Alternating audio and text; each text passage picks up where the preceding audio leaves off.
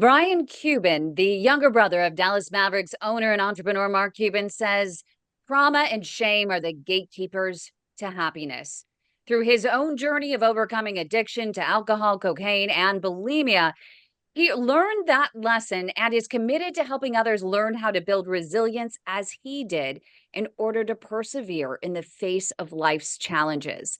In his first book, Shattered Image, he chronicled the 27 years of eating disorders and the impact of body dysmorphia on his mental health. In his second book, The Addicted Lawyer, Tales of the Bar, Booze, Blow, and Redemption, he took a look back at how addiction and other mental health issues destroyed his career as a once successful lawyer and how he redefined his life in recovery and ultimately found redemption. And now, through finding redemption and building resilience, he is a sought after speaker and best selling author with his first novel, The Ambulance Chaser, releasing as the #1 selling debut paperback thriller. And his next novel, a crime thriller called The Body Brokers, is set for release in December of 2024. And since it is Mental Health Awareness Month, Brian is here to talk about not only his road to recovery, but how he's used aspects of his story to become the successful entrepreneur he is today. I am so excited, John, to have Brian with us. We've been waiting for this for a while. As am I. Again, Kim. This is a pretty impressive guest that we have, and I'm really looking forward to learning his struggles and how he overcame them, and then parlayed that into a career as a novelist and speaker. And it's just fascinating. So, and it dovetails on all we've talked about this month regarding mental health, the other guests we've had on the shows. Yep, definitely. And so, Brian, before we get started, I know I kind of hinted at it before going into this. We've talked quite a number of times. You've been very generous in your time, even donating some of your time to the Global PAD Association to help talk to and help our patients build resilience. And so since we have talked quite a few times, what is that one question that I've never asked you, that no one's ever asked you, that, I don't know, maybe we shouldn't ask you? Let me hear you sing. And I am a closet bad karaoke purveyor. I love it. What is your go-to karaoke song? Raindrops keep falling on my head, just like the guy whose feet are too big for his bed. Nothing seems to fit. Those raindrops are falling on my head. They keep falling. I love it. That actually, woohoo! I wish we had some sort of clapping sound effect. But what the interesting thing is I really started to explore singing as a result of trauma in childhood. Really? One of the things I talk about in my very first book, Shattered Image, was, I was a heavy bullied kid and very shy. I went to the summer camp and decided to do a talent show with this kid who was very outgoing. And we decided to sing a Beatles song. And we get up on the stage, it's full of kids out there in the audience. He starts singing. I sit there frozen, and all that comes out is croak, croak. And I start crying, and the kids start laughing at me. I bolt off the stage, and I never sung another note. And it was kind of like falling off a horse, right? The trauma, you got to get back on the horse. I never did. And I decided I was going to address that childhood fear and get back on the horse and learn how to sing just for myself. Oh, I love that. And it's interesting that you pick Drops Cuban, because in the article that you wrote for our Mental Health Awareness Month journal, you talk about building resilience. And one way to build resilience was actually through getting in the shower and feeling and just visualizing the drops from the shower head, just washing away your concerns, your fears, your stress, and any trauma. And so I just wonder if there's any deeper meaning to you choosing that song. Sure. I mean, it is a song of resilience.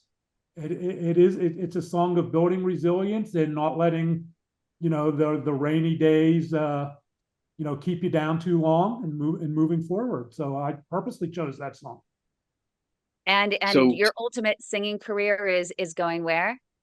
Wherever it decides to go. Oh, no, no, no. What's your My dream? goal is just to be able to do passable karaoke. Just passable karaoke. There's no grander ultimate place you'd like to sing? No, not really, because what's funny about it is learning your own voice and getting comfortable with your own voice and how you sound. Learning how to sing is a long process, and you go on YouTube, you see the learn singing in 30 days and do this and do that. It is not that easy. No. It is not that easy. And one of the ways we build resilience is to test our limits, right? You test, you fail, you learn from it, and you move forward from that. The problem with like people go on YouTube and do these prepackaged things is you get comfortable doing the same thing over and over, and you get good with just one narrow strip of vocal exercise, and you never challenge yourself. And the only way to learn how to sing is to croak, is to crack, is to try for notes you can't hit and build that way. And so it's like building resilience. It's interesting. I have a funny story. I met Gordon Getty from the oil tycoon family, and he's a famous composer. And I was doing a story on him and, his entrepreneurial empire out here in the San Francisco Bay Area. And I, just thought it'd be really fun to just ask him for some tips on singing. I said, "Can you teach me to sing?" And he said, "Okay, just repeat after me." And he said, "La," and I was like, "La." And he said, "No, no, no, no, no, no, no. La." And I was like, "La." I was constantly off key. And he's like, "Okay, I quit. What can you sing?" And I said, "Okay, ready? 1, 2, 3. Happy birthday to you." Yeah, but Kim, the interesting thing is that what I've learned is because I didn't think I could sing, and some people may still my self-deprecation. Some people may still think I can't, but if you can, if you unless if you are not tone deaf, right, and you can learn how to sing. I think I'm tone deaf. yeah, but see, how do you know if you're tone deaf or not? I mean, I There are think I tests know. you can take. I think Gordon Getty tested me. Everyone thinks they're tone deaf because it becomes a self-fulfilling thing. I can't sing, so I must be tone deaf, right? Yeah. So you just start from the beginning. You just Yeah. start with vocal exercises. You start figuring out what your early limitations are and start just building it. Singing is really building blocks, Yeah. blocks. I think that's so true. And everyone does. And you have to find what's your register. And then once you find, it's like meeting people where they are and then guiding them where you want them Yeah. to be, I right? mean, I have a low voice, but I can hit some decent high notes. I can do C5, and I couldn't do that when I started. It just takes practice, dedication, and you just repetition. And coming up right here on the Heart of Innovation, we're going to see how Brian, or maybe hear how Brian is hitting those high notes and overcoming those life's challenges that can have an impact on your mental health. So stay with us. Welcome back, everybody. Thank you for joining us. We are honored to have Brian Cuban on as a guest, lawyer, author, and now karaoke singer. So Brian, I wanted to, we typically start a show with a moment of inspiration. And as I was looking for a quote to use today, I opened up your book, The Ambulance Chaser, and you have a quote from your dad. And the quote is, "Today is as young as you will ever be. Live like it." I love that quote because every day is a gift and you can't waste a second. But tell me, I imagine your dad was your inspiration, but tell me what this quote means to you and why you put it in the book. What it means is that honestly, I don't know, especially now I'm 63, you have to take every day and live it like it could be your last, right? Because you don't know if you're going to wake up in the morning. You hope you do. But and just to maximize enjoyment in life, and to find the fun wherever you can. And that's what my dad tried to do. He was very working class. He ran an auto trim shop with his older brother. He was a middle child like me, of three boys. And just he worked and worked and worked for his kids, and didn't have a college education. And but he still managed to find the joy where he could. He was outgoing. He loved his glass of wine. I'll give you a funny story. Back before I went into recovery, my dad and my mom separated. And so my dad lived across the street from me, and we started going out together. Okay. And so we go into this bar in Dallas, and my dad, at that time, he was in his 70s. We walk in there, he gets his glass of wine, I get whatever. And before you know it, he has all these girls half his age, and he's telling stories, and he's swing dancing, and he's jitterbugging, showing them how to jitterbug out in the dance floor while I'm sitting there, nursing my beer. And he's sweating, and he's just having this great time. And that's how my dad was. He really was just so charismatic. And he came back to it's funny, he comes back to the bar, and the girls come back with him, and he says, "Oh, your dad is so cute," and one goes, "How old is he?" I go, "He's 72." And my dad didn't hear it. And they go back out, and they come back, and my dad goes, "How old you tell him I was?" I said 72, like you are. And he got all mad. He said, "I told him I was 62. I said, "Dad, these are girls who are 20 years old. Do you really think they care if you're 72 or 62? Would it make a difference? Come on, Brian, you're busting my ass." That was my dad. He was just a character, and he lived life to enjoy it, and when he could, because he had his struggles. And so I try to do that to the best I can, and that has become much more relevant to me as I've gotten older. And there was a time in my life where that was just impossible. It was just impossible. I mean, at 18 years old, as a freshman at Penn State, I was dealing with 2 eating disorders, bulimia and exercise bulimia. At 21, I was an alcoholic. By 26, I was addicted to cocaine. By 44, my first of 2 trips to a psychiatric facility after a near suicide attempt. 3 failed marriages as a result of drugs and alcohol. Been arrested. So there weren't all these opportunities as I went through life while trying to practice law as well. Well, I went through life under a fog of depression and drug addiction and alcohol abuse. It wasn't a lot of fun. And so now that I have over 17 years in recovery, I try to use the lessons I learned during that time to maximize every moment and do the things that I find passionate, such as sing. And part of, I think, that quote is, that you're the youngest you will be, right, moving forward. Yeah. But it's also putting everything else behind you and keep moving forward, keep living ahead versus living a life of regret of what the past was. You are who you are today, because of that. And you built resilience through that. You wouldn't be who you are today. That's right. If you wouldn't have been there and done that. And you bring up an interesting point, because I see all the time on LinkedIn and here and there, your past does not define you. Your past kind of does define you, right? It really does. Now, you don't want to allow your past to become who you are. Right. Moving right. forward, Exactly. But your past does define you.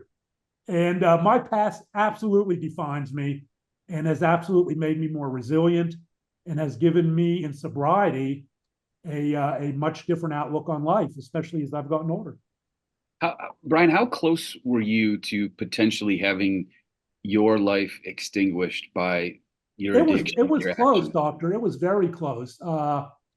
In the summer of 2005, I really got to the point where I just saw a black hole in my future. I saw no hope. I saw nothing. I saw just an abyss. And my life was a continual cycle of cocaine, Xanax, and alcohol. I had lost all my clients. I really didn't have any way of supporting myself. And here's where enormous privilege comes in. And I would be disingenuous not to acknowledge the enormous privilege I've had in life because of my brothers and financial and a lot of, skin color and all types of different privilege. Mm-hmm.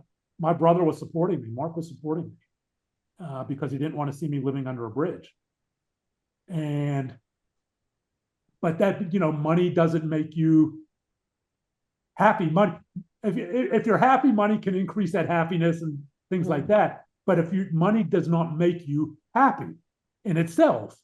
And so I just decided I was a black stain on the Cuban name, that I had nothing to offer anyone in life, and I decided to end my life.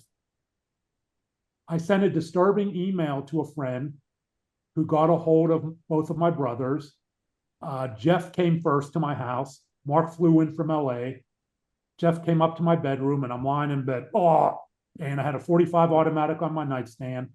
There was cocaine everywhere. There was alcohol, bottles spread out. Jeff picked up the gun, took the gun, and Mark showed up. They cleaned up, and they dragged me kicking and screaming in my first 2 trips to a Dallas psychiatric facility. That's how close it was. Did they save your life? Yes, absolutely. Absolutely. But the interesting thing is that even after that, I literally was kicking and screaming. They had to hold me in that car in the back seat. While they saved my life, all I wanted them was to get out of my life. I wasn't ready. I was not ready. And that's the thing about addiction, whether it's alcohol or drugs. I had to be ready on my own. No one could make me ready. People can lay the path, but if I wasn't ready, and I've gone through this trying to help other people, right?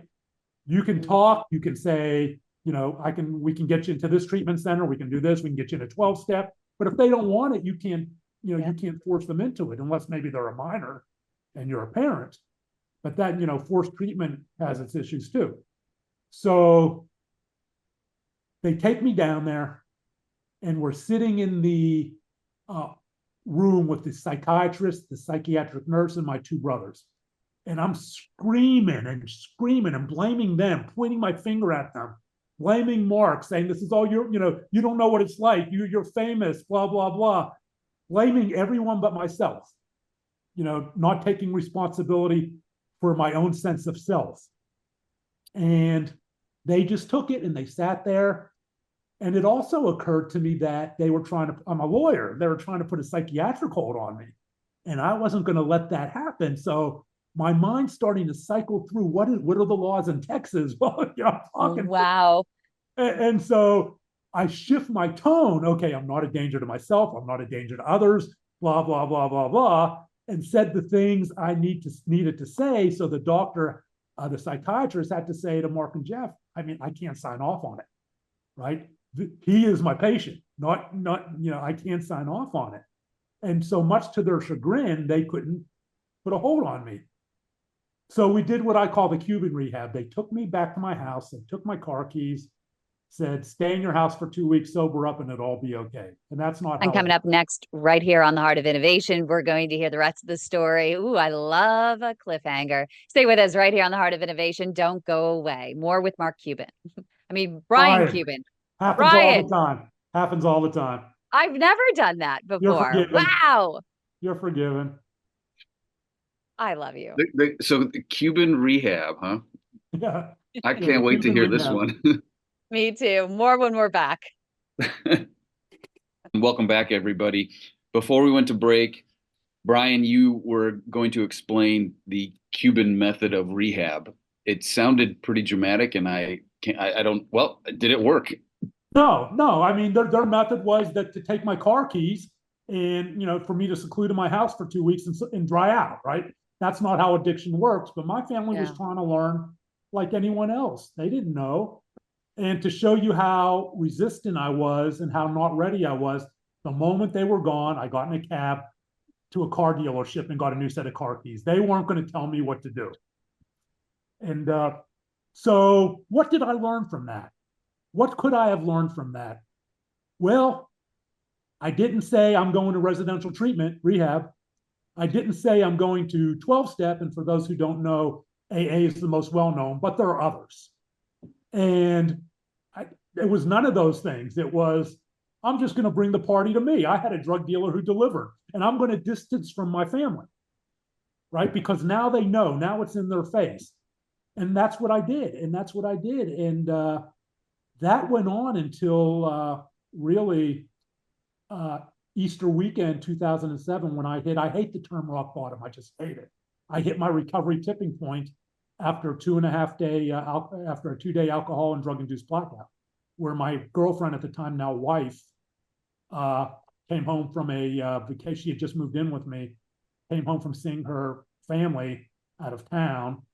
And I had gone out that Friday when she left thinking I'd go out, have a good time and shower and be all, she'd never know.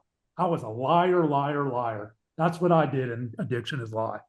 I had a JD in law, but I had a PhD in lying.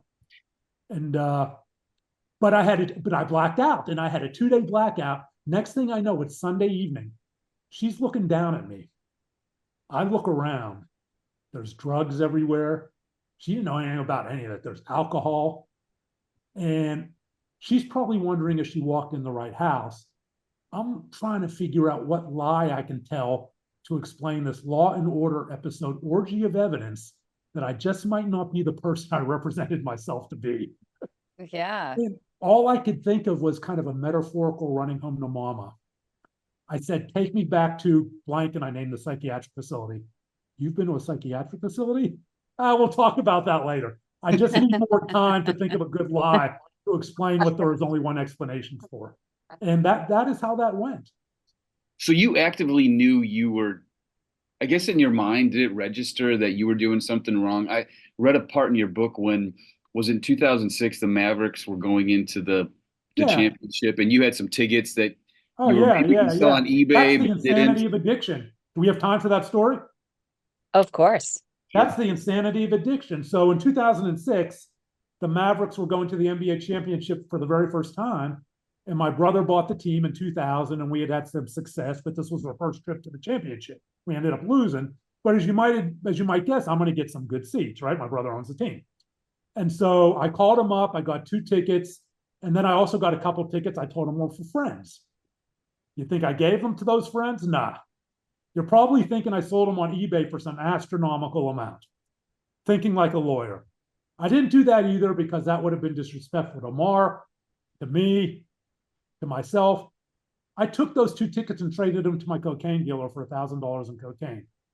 Selling them on eBay was disrespectful, but selling them to my cocaine dealer was perfectly acceptable, right? How the mind works in addiction. My dealer shows up. I was high class. He delivered. I give him the tickets. He gives me this giant baggie of cocaine. I run up to my home office. I line it all out. I roll up a dollar bill. And cocaine users were kind of an ironic bunch, especially in pandemic times and coming out of a pandemic. You'll wash your hand, use the Purell, but we'll stick a dollar bill up our nose that has God knows what on it. And it's used by God knows who and sniff. Yeah. Go figure. Oh my goodness. Cocaine had long stopped giving me the feeling of self-love and self-acceptance, just pain and shame and paranoia. I got all paranoid. I hid the cocaine. I drove to a home improvement store where I bought electrical faceplate outlets, a drill and a saw. I drove back to my house, go to the drywall in the closets upstairs with the saw and the drill, and I create these fake electrical outlets. And I put the cocaine in smaller baggies and put it behind all these fake electrical outlets and sealed it with the faceplate, thinking I'm the smartest lawyer ever. Like the DEA, the cops, and the drug dogs have never thought of that one before. And so I did a little, I snorted a little more, and again, just bad highs and paranoia. And it was never an epiphany that I might have a problem. It was maybe I need to change drug dealers. Maybe I need to switch out the Grey Goose for the Jack Daniels and get that right mixture. And so I hid the cocaine. I took the cocaine out of the hiding place because I was all paranoid again. And I went and I flushed it all down the toilet about an hour later. Now it's about $900 worth of cocaine. I wake up the next morning and I'm thinking, what? Wait a minute. You flushed all your stash down the toilet. There's another game tonight. You're an idiot. So I called up Mark. I got 2 more tickets. I called up my dealer again, rinse, wash, repeat. He comes to my house and he said, you did all that last night? I didn't want to tell him I flushed it down the toilet like a moron. I said, yes, give it all. And he gives it to me. And then I did the same thing. I tried it, bad high, I was just chasing this high that was never going to come again. And which is very common in cocaine addiction. And I hide the cocaine again. This time, about 2 hours later, I take it back out and I go back to that same bathroom and I flush it down the toilet for the second night in a row. Now, they say when Dallas flushes, it swirls downhill to Houston. So I think some people in Houston had a little hop in their steps those 2 nights. The quote unquote insanity of addiction, doing the same thing over and over the same way and expecting a result. But we know it's not insane. It's a biological, brain-based process that affects so many of us, our loved ones, ourselves, our children, our spouses, our colleagues. I mean, we've lost over, with the fentanyl fatal overdose epidemic, we've lost hundreds of thousands of kids. We're losing a generation. Yeah. But it's interesting because, you mentioned a lot about self-love and self-awareness and a person having to be ready. And I know that Dr. John experiences this as much as I do on a daily basis when we're having to help patients who have these vascular disorders or cardiovascular disorders to change their addictions, to change their habits before. And you can lead that horse to water in a sense, but you can't make them drink, right? It's hard, Kim. And I'm curious, what was that point for you? What was that for you, that catalyst for you, where you finally said, you know what, I'm ready? That's a great question. You use that to help others to find their moment as well. That moment, what I call my recovery tipping point, was standing in that parking lot of the psychiatric facility for the second time in my life with Amanda and my girlfriend at the time, now wife, standing there, and she's crying. And 3 things occurred to me. One, she was going to leave, and she didn't. She stood by me, and we dated for over a decade while I rebuilt the broken trust and found recovery. And now we've been together over 18 years. And 2, there wouldn't be a third trip back. I'd be dead. And 3, Kim, I thought about something my father would say to Mark, Jeff, and I growing up all the time. My father would say, guys, no matter what happens in life, no matter where you go, pick up that phone and call your brother. Tell your brother you love him. Ask your brother if there's anything you can do. My father was the middle of 3 boys like me. This was the gift that was passed down from their parents.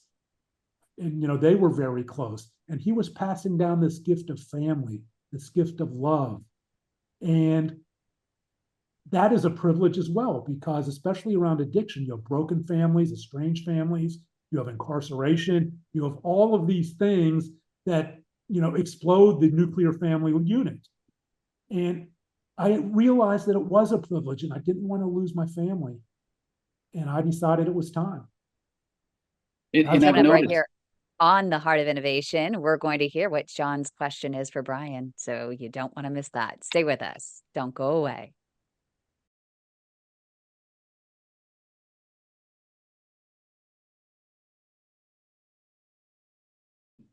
Welcome back, everybody. Thank you for joining us. We're continuing our conversation with Brian Cuban. And before we went to break, he was sharing how important the family is, and not only just in general, but it sounds like his family and his now wife, girlfriend at the time, saved his life. So, Brian, as we were talking, in my head, I was writing notes, and I said his family never gave up on him. Did you ever give up on your family, or did you ever give up on yourself? I never gave up on my family. I was ashamed. I distanced from my family. That wasn't giving up. I distanced because I was ashamed. Mm-hmm. And giving up on myself, I didn't know who I was, right? I had to break down Brian Cuban to that little boy who was bullied, physically assaulted over his weight, and all of this different trauma in my life. And I had to heal that little boy before I could figure out who Brian Cuban was sober. Mm-hmm. And you know what? When I decided I was going to go to 12-step, my family never gave up on me, but they knew it. They figured out that I had to do it. There was nothing they can do. All the money in the world can't get someone sober, right? And so when I decided I was going to go to 12-step, I texted Mark, and I texted Jeff and said, I'm going to 12-step. I'm 12-step meeting today. All I got back were one-word answers from each of them. Good. they knew, right? There was nothing else to say. And when I finished the meeting, I texted them, my first one down. They said, "We're proud of you." That was it. That was all there was to say because they couldn't do it. And when I sat in that chair in my first 12-step meeting, I was crying and I was ashamed. And I didn't know what my future would look like. I was terrified. You know what I wanted more than anything else when I sat down for my first time? I remember specifically thinking that if sitting in this chair will allow me, for the first time in my life, to wake up, walk to the bathroom, birthday suit naked, look at myself and love myself without alcohol or cocaine, I would sit in that chair. And I sat and, I still sit. And I hit 17 years in recovery, April 8th of this year. Amazing. And Douglas has a question from Lumberton, Texas. Douglas, go ahead and ask your question for Brian Cuban. Yes, sir. Are you still involved in meetings and sponsored? Yes. And Yeah, I still go to 12-step meetings, and I do a lot of, during the pandemic, I really got into the virtual ones online. So I do those, and I still work with people, and I mentor people, boys and girls struggling with eating disorders and addiction. A lot of lawyers, just because it's important. Connection. And when I work with people, that helps me. That really helps me. So yes, I am still. I'd like to call another caller, Marcia Burr. Go ahead and ask your question. Thanks, Brian. It's always very heartening to me to hear another good recovery story. And I have so many thoughts swirling around my head. Can you tell me a little bit more about your experience with 12-step? My Sure. experience with it was like it was steps that I had to take, as you said. You can open the door, but you can't force a person Absolutely. And I think through it. it's important to note that there are many paths to recovery. Thank you. That's a great question. There are many paths to recovery, and I chose 12. I was only given two options when I got sober, either treatment or 12-step. But there are many different paths to recovery now. There's smart recovery in many different ways. But for me, moving away from talking specifics about the big book and all those things, the connection in the room. I mean, I was going to 3 meetings a day, and it's something that I actually cut a video on not too long ago. It's going from FOMO to JOMO, the fear of missing out to the joy of missing out. When I first got sober, I was awash in the fear of missing out, right? Because I felt totally alone. And what got me through that were the connections in the rooms. I was going to 3 meetings a day. So because even though, you delete your dealer's number, you trash all your beer bottles and all that, you know where the liquor store is. My dealer's number's in my head. And so that fear of missing out is always, especially early in recovery, early in sobriety, there's always that danger of being pulled back because you feel like you'll never experience joy again, a joy of a sober joy, where you do things and you don't know what those activities are. And so you only know I'll just speak for me, I only knew one way of life, which was partying. And so that was very important to me, the connections in the rooms.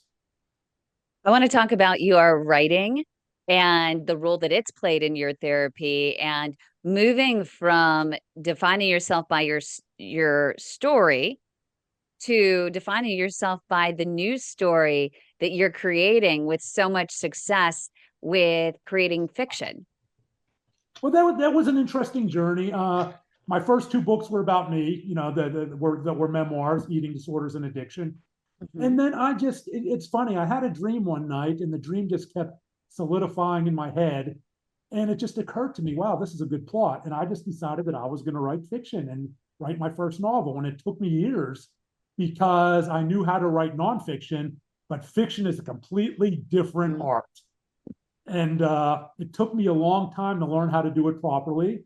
And The Ambulance Chaser, I was very proud of. And both these books are set in Pittsburgh because that's where I'm from. And, and I know the town. Maybe one day I'll set one in Dallas. But they both revolve around addiction, and The Body Brokers revolves around the fentanyl epidemic. And yes, there are aspects of me in these books, but it really has been just mind freeing to create characters, to create storylines, to not know what's going to happen when I start a book, how it's going to end. I don't know. And there's a thrill to that. And there's a thrill to pushing a story forward where I may not even know how the next chapter is going to go. I've really enjoyed it. That's really interesting. So I've never written a book. I always assumed that like one of the 7 habits of highly effective people begin with the end in mind, but you don't have an end for the book? No, I don't. I didn't have an end for The Body Brokers until I was maybe halfway through. Really? I had an idea of how it was going to end. But no, and some people outline their whole book, right? My mind just doesn't work best that way. But yeah, I enjoy the process of not necessarily knowing how conflict is going to work out, and what's going to happen to a certain character. And what is your inspiration for these books and for the themes and the characters? My knowledge of the recovery space. Because I stay very in tune in the recovery space. I am very involved with the, raising awareness and battling misinformation regarding fentanyl and the fatal overdose epidemic. And so I take all of that and I created a story of a person who finds his girlfriend dead of a fentanyl epidemic, and they're both in recovery. And he and her toxicologist roommate go on a journey to prove that she was actually murdered. Wow. So these are loosely based on truth. The second book, The Body Brokers, is definitely ripped from the headlines type thing. Wow. I can't wait to read the book, but I also can't wait to see the movie, hopefully. I've been able to draw on my knowledge, and that I certainly know I'm not a toxicologist. We have a doctor here, but I'm not a doctor, but I do consider myself informed. I read what toxicologists write. I read about whether you can actually overdose from passive fentanyl exposure by just being in the room. And, the doctor probably has some thoughts on that, but for another time. So I read about all these things and understand how the science actually works, the biology actually works, and that helps me create my storylines. And in the story journeys from Pittsburgh, Pennsylvania, to ground zero of the fentanyl epidemic, Kensington, Philadelphia, Pennsylvania. Fantastic. Well, coming up right here on the Heart of Innovation, we'll have some final thoughts from Brian Cuban and get some additional tips on building resilience so you can live better quality of life. So stay with us. Welcome back, everybody. Thanks for joining us. Wrapping up a fantastic show with Brian Cuban. So again, with 4 minutes left, Brian, what are some tips and tricks for resilience? During the break, you mentioned it has something to do with your tips for singing. That's right. I've been taking singing lessons for going on 2 years now, which is part of my journey to dealing with allowing myself to deal with vulnerability and allowing myself to be more vulnerable. But what I've learned from the singing process is that it is hard and there is failure, and your voice builds resilience like you can build resilience in yourself. The voice has to become more resilient over time. And one of the things my vocal coach pounds into me all the time is that you have to let your voice fail. You have to challenge the limits of your voice. Your voice is going to crack. Your voice is going to screech. Otherwise, you become comfortable, stuck in the same place, and you never know what you're capable of. When I go on LinkedIn, Kim, and I see all the time, I just cringe. I see, the 7 habits of mentally strong people, right? These articles make me cringe, because does that mean if you don't do that, does that mean you're mentally weak, right? Mm-hmm. There is no such thing in my mind as mentally strong or mentally weak. There are only different levels of resilience. And people can become more resilient. And to do that, you have to, figure out where your weaknesses are and push it. and allow yourself to approach failure and figure out what you've learned from that.